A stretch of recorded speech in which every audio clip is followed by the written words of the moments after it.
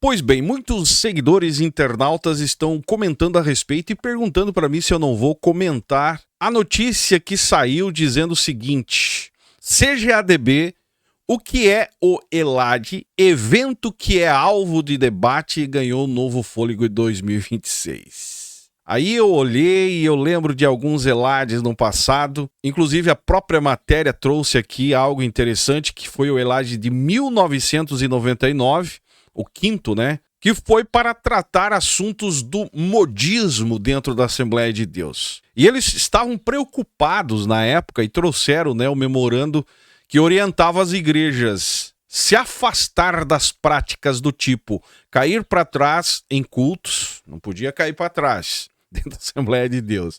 Adoração a anjos, não sei se você lembra lá do Uriel de Jesus, né? Foi mais ou menos por ali. Inclusive lançou um livro que era um querubim, alguma coisa nesse sentido.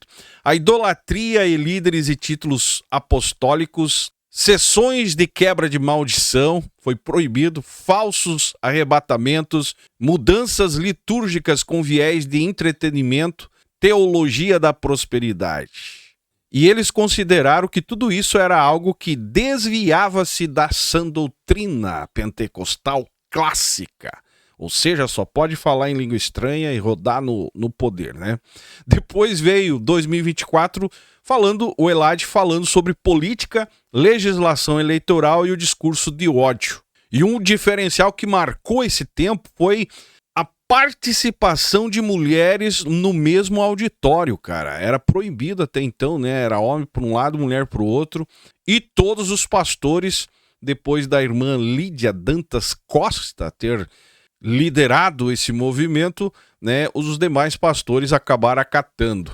Agora o debate do ELAD de 2026, que diz que está na hora de fazer, muita gente pressionando e, enfim, fazendo levante aí na internet que há uma necessidade de fazer, é exatamente pelo fato de que esse movimento político gigantesco dentro das igrejas, ou seja, usando o contexto assembleiano, no caso aqui do vídeo de hoje, que não é só Assembleia, tantas outras igrejas usando o contexto como curral eleitoral. E muita gente não concorda com essa ideia. Por quê? Porque, cara, durante muitos anos a Assembleia de Deus evitava candidaturas sobre aquele velho argumento: crente não se mistura com política, o evangelho não se mistura com política. Porém, se você conhece de história, você vai lembrar que em 1986, se não estou, nos anos 80, na verdade, essa ideia começou a mudar totalmente dentro da Assembleia de Deus. A partir de 1987 para 88, surgiu-se um movimento organizado dentro da Assembleia de Deus para eleger representantes da denominação. E é o que eles estão se mobilizando agora. Se você entrar no Facebook da CGADB, nas redes sociais, você vai ver a movimentação gigantesca de políticos e assuntos envolvendo política o tempo todo. Porque o que eles querem? Na prática, o que eles querem é eleger candidatos, irmãos da igreja, pessoas de dentro da igreja. Estão errado? No meu ponto de vista, não. Porém, o que se torna errado é forçar, batendo ao contrário em outros candidatos, como que são do diabo. E, cara, essa nojeira que a gente vê dentro do contexto evangélico ultimamente. Mas a ideia é proteger interesses da igreja. Eu já falei das dívidas, né? Que eles têm um desespero gigantesco aí para que haja um perdão dessas dívidas. O que deixa claro que estão disputando espaço, né? A Universal tem o maior número de pessoas eleitas, a Assembleia não quer ficar para trás também. E para você que acha que isso é novidade, meu amigo, como eu falei, em 1989, se não estou equivocado, tem aqui o historiador Mário Sérgio. Ele fez uma postagem onde deixa claro aqui o uso da campanha presidencial de 1989, do tal de Iris Rezende, que buscou apoio dos assembleianos na época. O historiador relata aqui o que aconteceu naquela época. E você, se você não leu, eu te aconselho a fazer a leitura lá para você entender. E um dos pontos que me chamou muita atenção é que Os líderes evangélicos assembleanos, nessa época, já buscavam, só que de uma forma discreta, mas já buscavam negociações de apoio eleitoral, porque os candidatos estavam em busca de votos, o eleitorado evangélico. E os próprios candidatos, assim como hoje, eles olham para a igreja como um reduto eleitoral, um potencial número de pessoas que poderão votar, né, no candidato se tiver o apoio da liderança. Em 1989, a política já percebeu que a instituição religiosa, falando do meio pentecostal, era um peso eleitoral gigantesco se conseguisse apoio das lideranças. Mas o que mudou de lá para cá, cara? Eu sou sincero em te dizer, o que mudou foi que, nessa época, em 1980, o que acontece hoje acontecia de uma maneira mais discreta, mais respeitosa, mais original, falando-se do contexto assembleiano. Hoje as coisas mudaram, cara. Na última semana, por exemplo, se você buscar na internet aí, você vai ver que a CGADB realizou o primeiro fórum, eu até gravei sobre isso, de Conselho Político Nacional. Ou seja, se organizando com maior potência, com maior estrutura. E é uma estrutura com as lideranças. Segundo a própria comunicação da convenção aí, participaram presidentes de convenções estaduais, só os presidentes das estaduais, parlamentares de alto gabarito aí, de alto nível, prefeitos, vereadores, secretários e dezenas de pré-candidatos. Isso saiu no próprio perfil da CGADB, cara. E o presidente José Wellington, aí, o filho do cacique, o atual presidente da CGADB, declarou que deseja ampliar a representação assembleiana ou da Assembleia de Deus na área legislativa, na Câmara dos Deputados, no Senado e no governo, nos governos dos estados brasileiros. Ou seja, eles querem dominar. Isso aí é jogo de poder, cara. Você já imaginou o Brasil inteiro, com a força que a Assembleia de Deus tem, colocar aí uma porcentagem gigantesca de assembleianos como governos, como prefeitos, como vereadores, como... Cara, é isso que eles estão buscando. E é isso que a Universal vem fazendo há muito tempo. Porque se você parar para analisar, hoje em dia não se fala mais em apenas apoiar um candidato somente, mas sim é trabalhado, é organizado para aumentar, na verdade, colocar o maior número de representantes políticos da denominação em todas as áreas políticas. Só que dentro desse contexto, é óbvio que as críticas vêm, assim como muitos estão pedindo para nós comentarmos sobre essa polêmica, né, que estão exigindo um novo ELAD de 2026 para discutir isso. O povo assembleiano, na minoria, estão acordando. E digo para você que não é só os assembleianos. Tem muita gente fora da Assembleia, fora do contexto evangélico, que também estão questionando. Porque está escancarado a falta de vergonha, cara.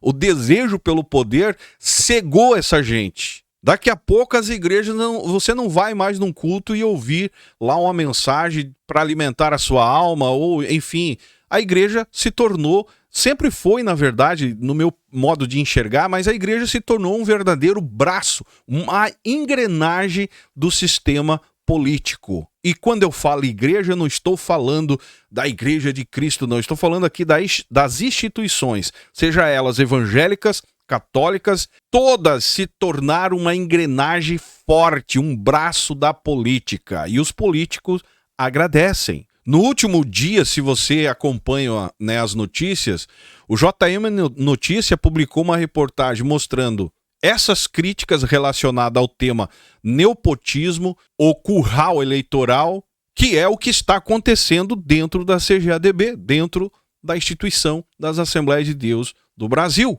E os internautas estão cobrando mudança pela forma que as coisas se tornaram. E eu já falei em muitos vídeos aqui, você já sabe as consequências disso.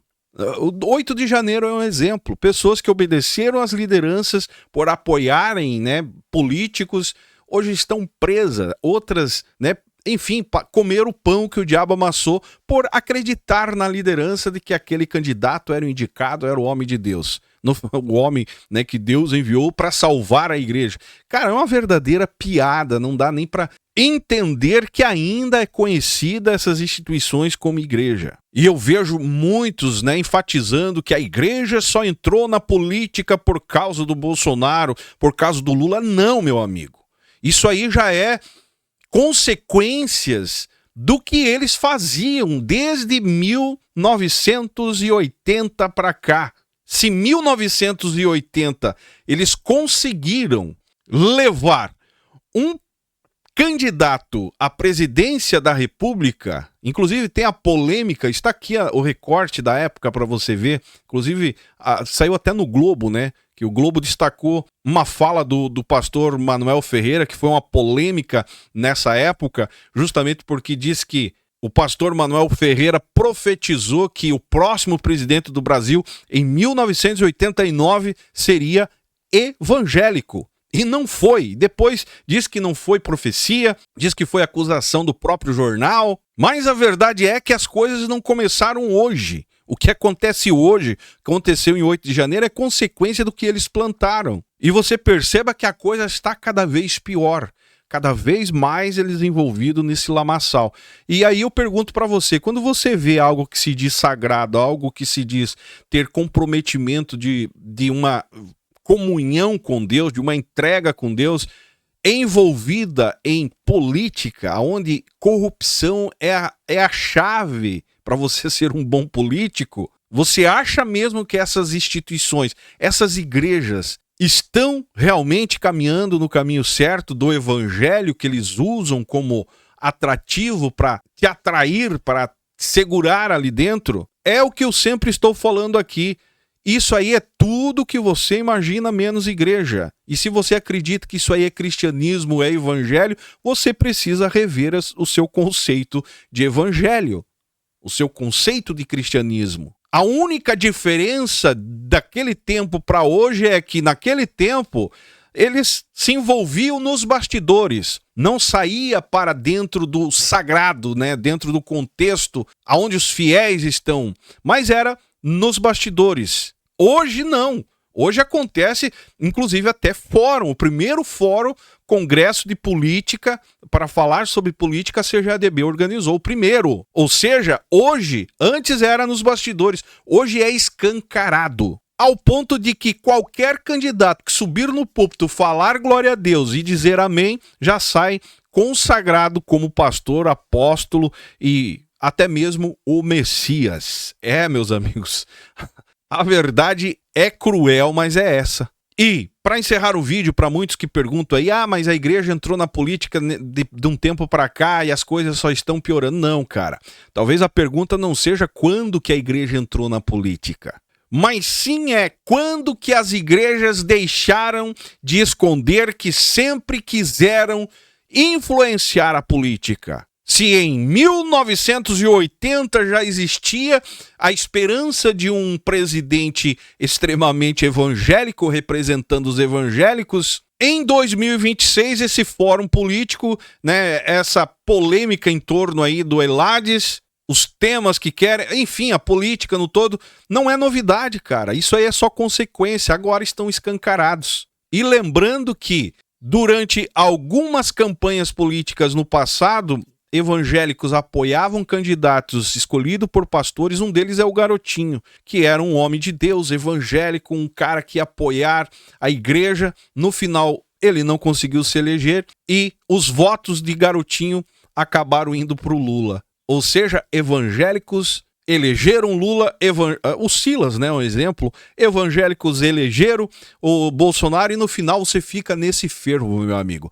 O que eu quero dizer com tudo isso aqui, para quem pediu para comentar sobre essa notícia, né, do JM Notícia, JC Notícia, é que nós precisamos pensar com a nossa própria cabeça. Nós precisamos entender um pouquinho do que acontece e votar consciente. Chega de ser manipulado até mesmo na escolha de um candidato que só vai atender os interesses da igreja quando você da igreja que eu digo do líder, né, da instituição, quando você como CPF, como fiel, precisar de alguma coisa da política, cara, eu duvido você ser atendido. O máximo que vai acontecer é você ser enrolado, mas o teu problema vai continuar. Então é você que precisa ter a consciência de servir a Deus primeiramente e de quem você vai escolher. Cai fora dessa nojeira, porque as consequências nós já temos aqui no Brasil e consequências doloridas. Basta você dar uma estudada no caso de 8 de janeiro aí. Se você concorda comigo, deixe seu comentário aí embaixo, que é importante. Se não é inscrito do canal, se inscreve.